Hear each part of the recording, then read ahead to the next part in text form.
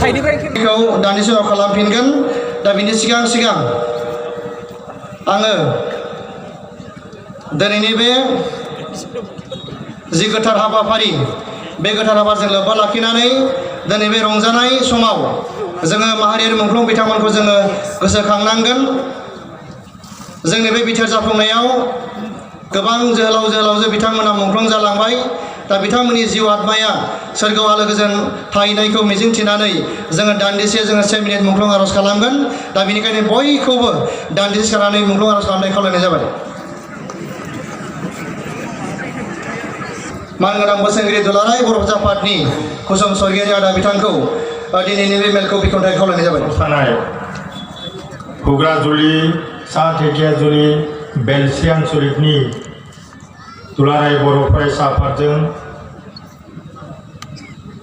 दिनैनि नैबे बिटिआर गोरोबथानि सोद्रोमा बिथांमोनखौ बरायनाय बे मेलखौ सामलायनाय सामलायगिरि नोंथां, दुलाराय बर' फरायसा आफादनि लेङाइ आफादगिरि आरो सनितपुर जिल्ला, बिश्वनाथ जिल्ला, दानि बिटिआरनि बाहेरायाव थाबोनाय बर' ट्राइबेल गामिफोरखौ सोसननाय एबा गुबुन हारिफोरखौ दानख'नाय बे कमिसनखौ दानाय, बे कमिसननिनो सोद्रोमा जयन्त बसुमतारी बिथां, दुलाराय बर' फरायसा आफादनि लेङाइ नेहाथारि खोरोमदाव आरो गुबुन गुबुन मिरु दुलाराय बर' फरायसा आफादनि बिबानगिरि नोंथांमोन, सनितपुर जिल्ला दुलाराय बर' फरायसा आफादनि नोंथांमोन, दाइसाव जिरायनाय बे ओनसोलनि समाज सिबियारि रायजो राजा नोंथांमोन आरो बे गुवार फोथाराव बिटिआर कमिसननि जाय सोद्रोमा बिथांनिफ्राय माखासे बाथ्रा मोनथिनो लुबैनानै नोंथांमोना जेरैहाय जमा जाफैदों, बेनि थाखाय गिबियावनो आं नोंथांमोन गासैखौबो आखाइ खबजबै बरायबाय, निमाहा बिदों। हयथ' नोंथांमोनाव बेवहाय 3टा बाजिनिफ्राय जानो गोनांमोन, फुङावनो राङापारायाव 10टा बाजिनिफ्रायमोन, एसे लेटै खारनायखाय जोङो नोंथांमोननि नैबेवहाय गोबावहाय जों मोनफैनो हानांबाय आरो बेखिनिखौ खस्थ' खालामनानै धैर्य हमनानै थानायनि थाखाय आं नोंथांमोननि सेराव फिन खेबसेबाव आरज गाबबाय। रायजो राजा नोंथांमोन, बिटिआरआव हाबनो लुबैमारदोंना? लुबैदोंना? बोरैबा जायाबालाय? बेनि थाखायनो जोङो मेम्बार सासे लाबोखादों, नङा होमबा? बेनिखायनो नोंथांमोन गासैखौबो फैसा होनो नाङा, आखाइ खबनो थिनबाय आं गोबारै। बै खनाथिं गैयाबायदि नुदों नैबे सेंग्राफ्राबो खबाखै, जोंना रायजोफ्रा खबाखै, नाङा नामा नोंथांमोननो? साबायखर थाबाय, साबायखर थाबाय। आं गावखौनो बुंना लागोन, बेसेबांबा बोसोर जाबाय आन्दलन खालाम जुदि जोंनि नैबे ओनसोला जुदि बिटिआरआव हाबाबा माबा मोनसे जानांसिगोन आरो होनबा मा जायो बे खाफालनि बाथ्रासै, नङा होमबा? हयथ' हाखौनो बुनानै खारनोसै नामाबो जाखांलायदों गेजेर गेजेर, नङा होमबा? हाबगोन आरो हाबगोनखायनो जोंबो दिनै नोंथांमोनजों रायज्लायनो फैदों आरो नोंथांमोनाबो दिनै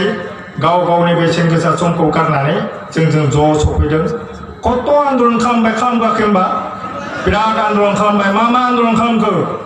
नांगोल बाननानै आन्दलन खालामबाय, लेन्थन हमनानै आन्दलन खालामबाय, नङा होमबा? राजा लामायाव आन्दलन खालामबाय, उखैहाब आन्दलन खालामबाय, रेल लामायाव होबथाबाय, नङा होमबा? दिल्लीनि जन्तर मन्तराव थाखा फैसा खांब्लुंनानै आन्दलन खालामहैबाय। मानो मोना जानांगौ जाखो? बिटिआरआव मानो हाबनाङा जाखो? जोंना हाबनांगौ, नङा होमबा? दा बे बाथ्राखौनो लानानै आङो जाय बिटिआरखौ दुलाराय बर' फरायसा आफाद, जाय बिटिआरखौ 35 बोसोर हाथियार लानानै दावहा नांनानै बिदा फंबाय बिब' बिनानाव खोमानांनाय एनडिपि मोनब्रैबो फ्रेक्सननि मानगोनां बिथांमोन, जाय इउपिपिअनि दैदेनगिरि बिथांमोना ज' जानानै नैबे बिटिआर गोरोबथाखौ जोंनो लाबोना होफैयाखै होनबा बिथांमोनखौ जोङो साबायखर बावनांगोन। आरो नोंथांमोना जेरै आंखौ जाबायदि बरायदों, जोंखौ मोसा लाबोनानै बरायदों, बेनि आसलते बरायजानांगौआ जों नङामोन। बेनि गुबै बरायजानांगौआ सोरमोन मोनथिया होमबा? खुथार नांलाय खमलाय खालामनानै बेसेबांबा खस्थ' खालामनानै 1 मिनिट 1 घन्टा जिरायनाय गैयाजासे खारथिंनानै बे बिटिआर गोरोबथाखौ लाना फैनाय आंगोनिबो आंगो मानिजाथाव प्रमद बर', बै समाव दुलाराय बर' फरायसा आफादनि आफादगिरिमोन। एनडिपिनि बिदा गेदेर गबिन्द बसुमतारी आरो बिथांजों थाफानाय एनडिपिनि साफ्रोमबो मावथि बिथांमोन। धीरेन ग्रुपनि बै समाव धीरेन ग्रुप नङामोन, किन्तु उनाव जेब्लानाखि बिटिआर एकर्ड जाहां बे समाव गावजों होमब्लाबो बिथांखौबो जों धन्यबाद होनांगोन। आरो सावरायग्रा इउपिपिअनि मिहिनीश्वर आदा, बेजों लोगोसे भारतनि गाहाय मन्त्रि नरेन्द्र मदि, हम मिनिस्टार, आसामनि गिबि मन्त्रि, सोलोंथाइ मन्त्रि हिमन्त बिश्व शर्मा, बिथांमोनासो आसलते दिनैनि नैबेबायदि आफादाव आर'नाइ मोननांगौनि पात्र। दा जियानो जाथों, नोंथांमोना जोंखौ बरायदों, आंखौ आसलते जयन्त बिथांजों फैफानायखाय आंबो बरायजानो मोनबाय। आं बेखायनो दहाय लामा खोब सानबोबाय थादों, जों रायज्लायबोबाय थादों आरोखि, हाब माथो बिदि माबा मोनसे गिदिर जायोब्ला, माबा बेबायदिनो एकर्ड जायोब्ला बिराद आर'नाइ मोनोलै माथो, आरो बिदिनो जाबाय थाबा हामगौलै ओरैनानै आर'नाइ मोननो लुबैनानै आरोखि। दा जियानो जाथों रायजोफोर, जों जिहेतु बयबो गोसो फोथायदों, गोसो फोथायनानै दं, आरो बे गोसो फोथायनायखौ जों लाखिनांगोन आरो लाखिबाय थागोन। आरो दिनैनि तारिखाव सनितपुर जिल्ला, बिश्वनाथ जिल्ला जिमान रायजो राजाफोर दं, गुबुन हारिफोराबो थागोन एसे एनै, किन्तु गुबुन हारिया मोननाय मोननैजोंथ' खोन्था गैला। जों बिटिआराव हाबनो मोननांगौ आरो हाबखागोन, हाब्बाय होननानै नोंथांमोना साननानै लाखादो।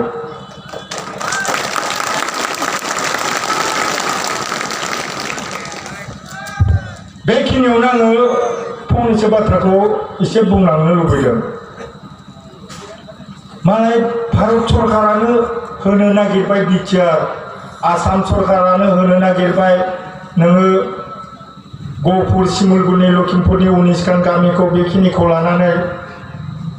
बिटिआराव सोसनफानोसै, सिमाखौ होनानै दोनदों। जोंबो बेबायदिनो सावगारि आखिनानै हरबाय, मेपखौ खेंख्रा खेंख्रि एकदम नैबे खेंख्रा दैसाफोरबायदि आखिनानै जोंबो हरबाय, मालाय होनो नागिरदों। दा बेवहायनो जोंनि मानसिफोर सानैसो दं आरोलाय मा, नोंथांमोना मिथिजोबखायो, फेसबुकफोराव मिथिखादों नङा होमबा, जे जोंनिनो खर' गिदिर, जोंनिनो राजा, जायखौ जों राजा होननानै सानो, जायखौ जों बिराद गिदिर होननानै सानो, बिथांमोननि खुगानिफ्राय मालाबा बुंनो नागिरदों मा, बिटिआराव जेबो गैया, बिटिआर सुक्तिया जाया। दहायसो एसे आगोलाव आंनो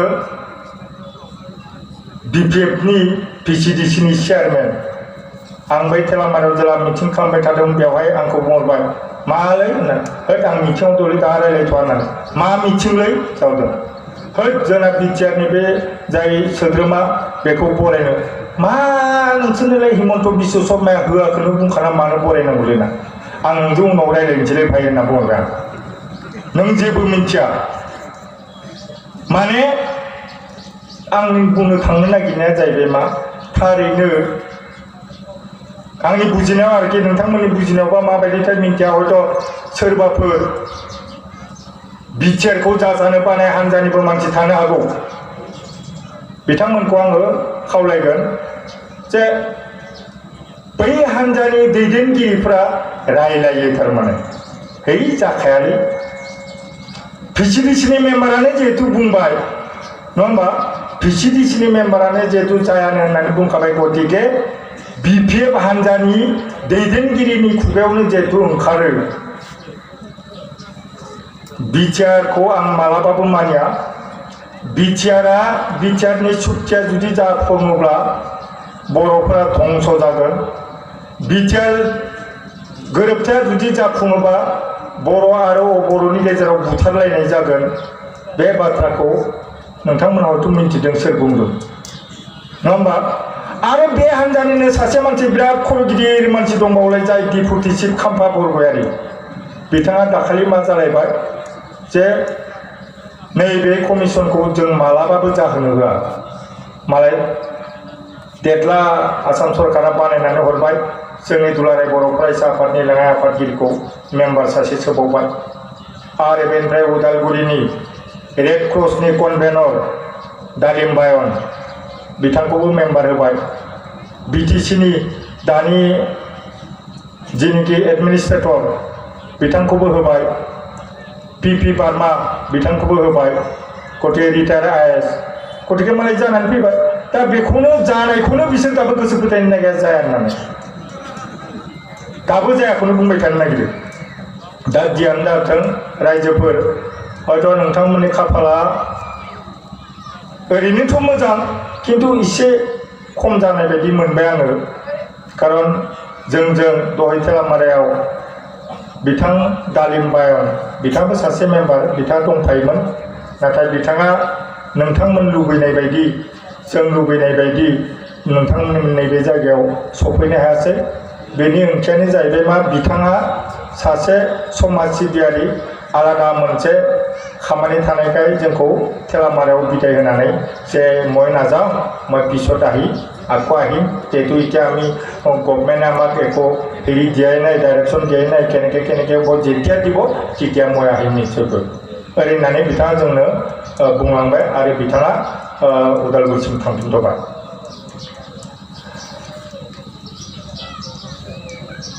रायजो राजा नोंथांमोना हयथ' थांदोंना थाङाखैथाय मिन्थिया आं हले दानि बिटिसिआव जानो नागिरनाय इलेक्सनाव बाहागो लाहैबाय दै मिथिबायना सोरखौबा थिगसे रायहैबाय थादों आंबो नङा होमबा आच्छा सनितपुरनि बासि बेनिफ्राय गहपुरनि बासि बर' रायजो राजाफ्रा मा दाय मावखो नङा होमबा मा दाय मावखो बिथांमोना बिटिआरआव हाबनो नागिरनायखौ नोंथांमोना मानो होबथानो नागिरदों नंगौना नङा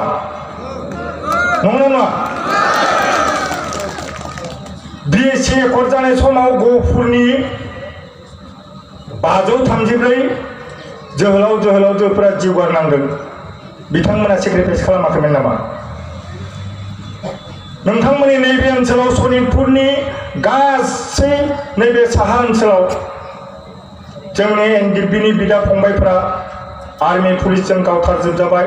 सोरबा बिमा बिफाया फिसा खोमानांबाय सोरबा जोंनि आइजोआ फिसाय गोमानांबाय सोरबा गावनि फिसा खोमानांबाय बे मा बे सेक्रिफाइस नङा नामा बिदिबा सनितपुरनि बिश्वनाथ डिस्ट्रिक्टनि रायजो राजाफ्रा बिटिआरआव हाबनो नागिरनायखौ मानो होबथाबाय थानो बे सेक्रिफाइस नङा नामा जोंनि आं बिदि बुंहैदों बेनिखायनो आं बुंदों खिन्थु आंहा मोनसे बदनाम मोनदों आरोखि बे साला खुंखाया ना जिएम जानो मोनगोन ना मेम्बार जानो मोनगोन ना चेयारमेन जानो मोनगोन मानो बे इलेक्सनाव बाथ्रा बुंफैदेरनाय माने ओमफ्राय आंनियाव फिननाया जाहैबाय मा दुलाराय बर' फरायसा आफादानो कि सिगनेटरिस प्रमद बर' बिथाङा जिहेतु दुलाराय बर' फरायसा आफादनि आफादगिरिमोन बै समाव दुलाराय बर' फरायसा आफादनि जानानै सहि खालामदोंमोन गतिके UPPL खौ जोंहा सापर्ट होनांगौनि दरखार दं नङा होमबा आरो बेनिफ्राय बिटिआरआव सनितपुर गहपुरा हाबथारनांगौनि आरो बे एकर्डखौ साक्सेस खालामथारनो खाथिराव प्रमद बर'खौ जों देरहाहोनांगोन बेनिखायनो आं प्रमद बर'नो थाङो हाग्रामायाबो जुदि दिनैनि तारिखाव नोंथांमोननि बिटिआर एकर्डखौ आं सापर्ट खालामो बिटिआर एकर्डनि मोनफ्रोमबो दफाखौ आङो जाफुंनायाव खामानि मावगोन होनना बुंनायबा हाग्रामाजों थांनांगोन नङा आंनि सार्थआ जाहैबाय मा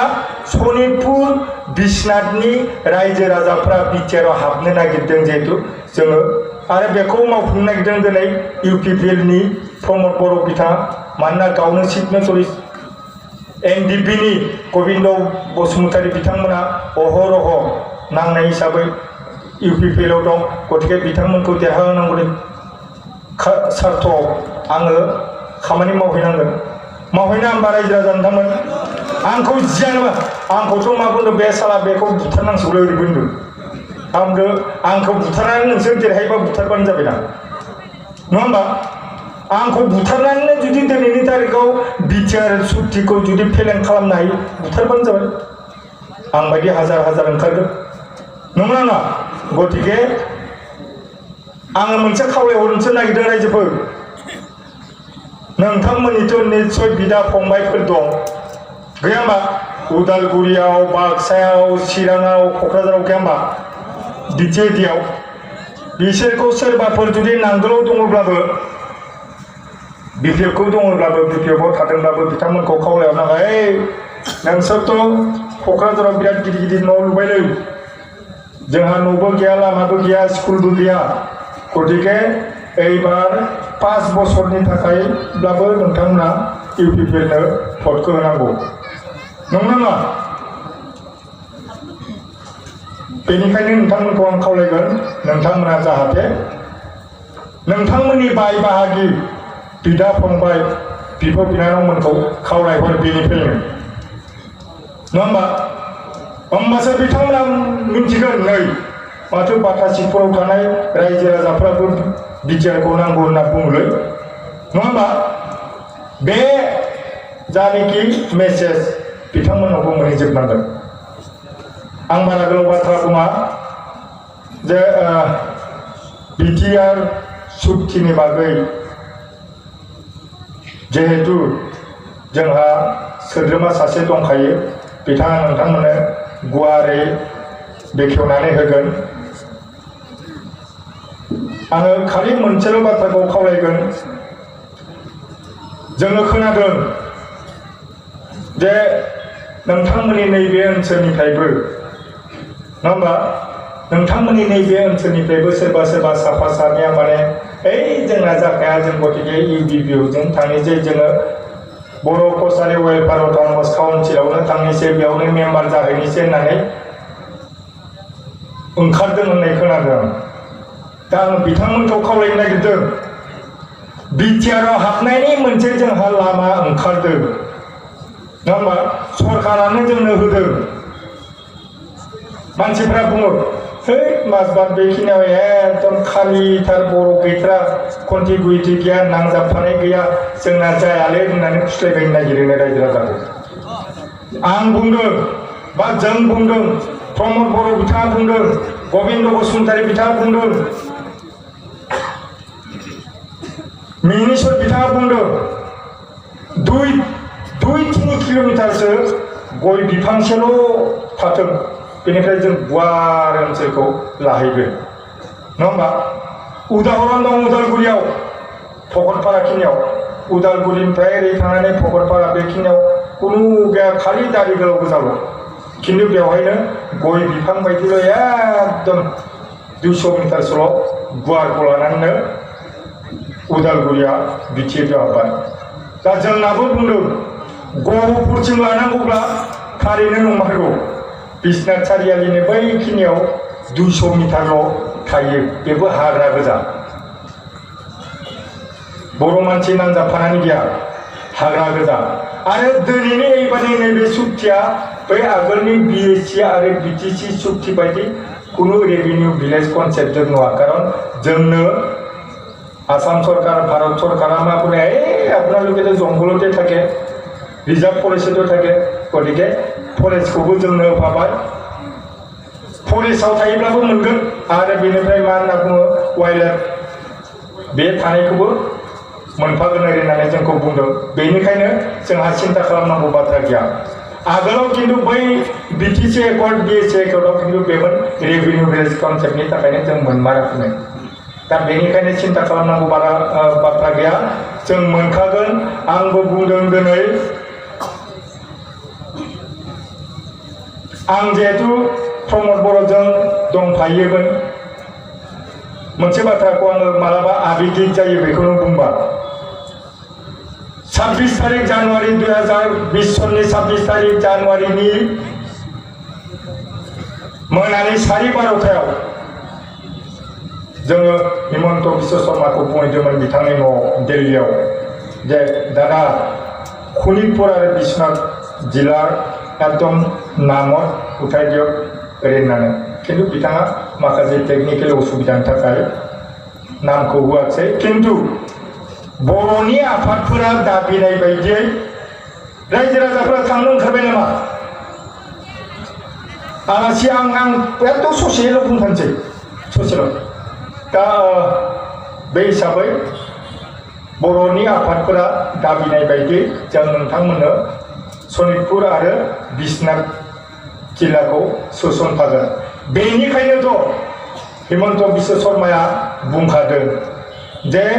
मिहिनीश्वर भाई दानि UPनि प्रेसिडेन्ट मिहिनीश्वर भाई तुम्हालोके बिश्वनाथ जिला और शोणितपुर जिला बाद दिहे बर' कछारी अट'नमास काउन्सिलটো বিচাৰিবা শোণিতপুৰ আৰু বিশ্বনাথ ডিষ্ট্ৰিক্টক কিন্তু নলবা এটাও বৰ গাঁও তোমালোকে बर' कछारी अट'नमास काउन्सिलाव लबोरै চেষ্টা नकरिबा बेनिखायनो दिनै जोङो गोसो फोथायनो हायो बिखा बुंनानै बुंनो हायो फोरमान मोनसे दं रायजोफोर जाथारनांगौनि फोरमाना जाहैबाय मा दानि उदालगुरि टु तामुलपुर होननाय मोनसे UT रड दं जोंना मा जागोन MH माजबाद टु हलंगि होननाय मोनसे बानासुर हाइवे बानायगोन होननानै सुक्तियाव लिरनाय दंखायो मानो मोनालै बेटा नङा मानो मोना सुक्तियावनो दंखायो बे सुक्तिया जाहाथा सुक्ति जायाखै भारतनि नखर मन्त्रि आसामनि चिफ मिनिस्टार आसामनि हेल्थ मिनिस्टार आसामनि सोलोंथाइ मिनिस्टार बिथांमोनानो सहि होखानाय गतिके जों मोनखागोन आरो मोनसे उदाहरन दंबावो बेनि थाखाय जोंहा मोनथारगोन सेंगिलिमारियाव मोनसे अनुष्ठान मोननायनि बेयाव लिरनाय दंखायो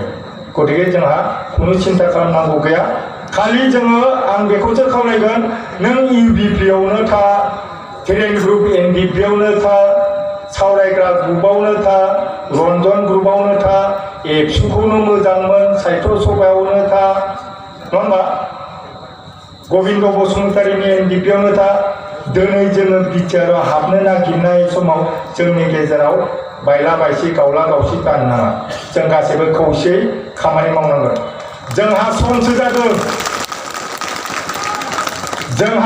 जादों आंथ' गिखांबाय थादों कमिसनाथ' फैबाय गाबोननो कमिसना आमुक लागे तामुक लागे ओइटु बनायान मेपटु आन ओरैनानै बिबाय थासिगोन ओंखायनो आङो बुंनो नागिरगोन जोंनि जिमानफोर रोंगौसा गोनां दं आइडिया गोनां रायजो राजा नोंथांमोन जोंहा जिहेतु कमिसन जागोन बिटिआरआव हाबनाय लोगो लोगो जोङो मा खालामनांगोन जोंनि समस्ति बानायनांगोन बोरै समस्ति बानायबा खालि जों बर'ल' देरहागोन बोरै समस्ति बानायबा जों हारसाखौ देरहाहोनो हागोन बिदिबो जों खालामनांगौ खामानि मावनांगौ दं बेनिखायनो बेफोर खामानिखौ मावनांगौनि थाखाय जोङो दिनै गावस्रा गावस्रि जाखांनायनि उनाव गावस्रा गावस्रि जाफिनो बे आलादा बाथ्रा आगोलाव गावस्रा गावस्रि जाना दंमोन बे आलादा बाथ्रा दिनैनि थारिखआव खिन्थु जोङो खौसेयै बेखिनि खामानिखौ मावनो थाखाय थागथियारि जानांगोन दा आं बारा गोलाव बाथ्रा बुंला आं बेखेवना होनांगौनिसोमोन एसे गोलावै बुंफ्लांबाय जियानो जाथों दिनैनि नैबे मेलखौ नोंथांमोना जिहेतु बिराद गाजा गोमजायै जाफुंनायनि थाखाय नोंथांमोन गासैनोबो आंनि अननाय सिबिनायखौ बावनानै आंनि दिनैनि बे बेखेवनाय बिबुंथिखौ एसेबां फोजोबबाय। गोजोन्थों।